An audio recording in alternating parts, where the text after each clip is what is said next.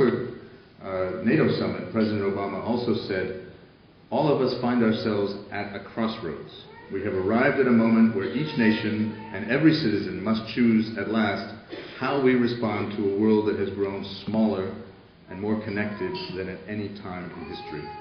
This is especially true for Macedonia, which confronts critical choices in shaping its future. The United States and other friends in the international community can help in various and many ways, but only the citizens of Macedonia and their leaders can choose the country's path. The name dispute with Greece, as we know, is blocking Macedonia's advancement. Deputy Secretary Steinberg, during his travel to both countries, Macedonia and Greece, last month, encouraged decisive action, noting that there is now a real window of opportunity and that windows do not remain open forever. He encouraged both sides to redouble their efforts to negotiate now a mutually acceptable agreement over the name issue.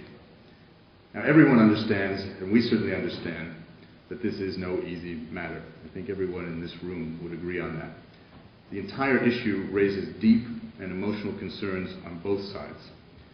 Reaching a resolution will require outstanding leadership to build confidence in both democracies that a new and far more constructive relationship between the two countries is possible. As Congressman Pascrell told us yesterday, Greece is not Macedonia's enemy. And let me say once again that Macedonia poses no threat to Greece. The broader benefit for Macedonia is fulfillment of its European destiny, as Ivica has mentioned. Secure as a treaty ally of all NATO members and launched toward greater prosperity through membership in the European Union. Let me mention Macedonia's relations with Kosovo, which, while decent, should be improved. Kosovo, I learned, is one country with which Macedonia has a trade surplus, and it is, of course, its closest neighbor, literally just up the road.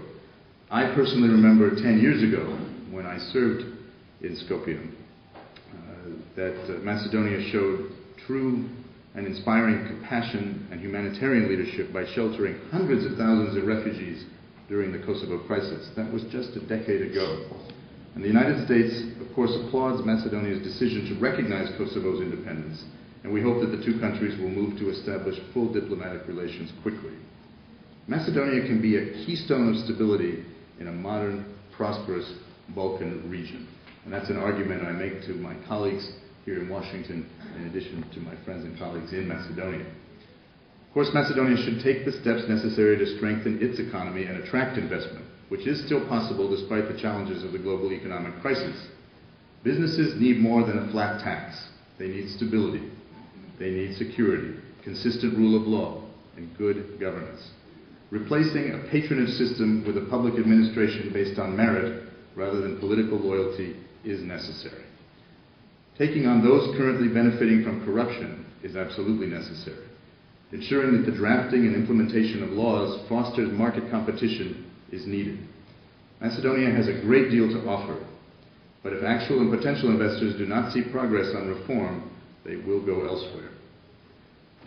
Macedonia's best future depends on improving inter-ethnic relations and ensuring full participation and engagement of all the country's citizens in a democracy and a society. I found it significant and moving, for the first time in Macedonia's democratic history, a presidential candidate campaigned outside his ethnic group and received significant support across ethnic lines. And that a woman ran for president, also for the first time in Macedonia's history. I can tell you that Secretary Clinton was particularly impressed by that. I hope this is a window into Macedonia's future, in which ethnic and cultural diversity is treasured, as it is here in the United States of America and in other countries represented here, like Canada and Australia. It should not and does not divide people into separate categories, in which we see more leadership by women in every sphere. That will be a positive thing for the Republic of Macedonia.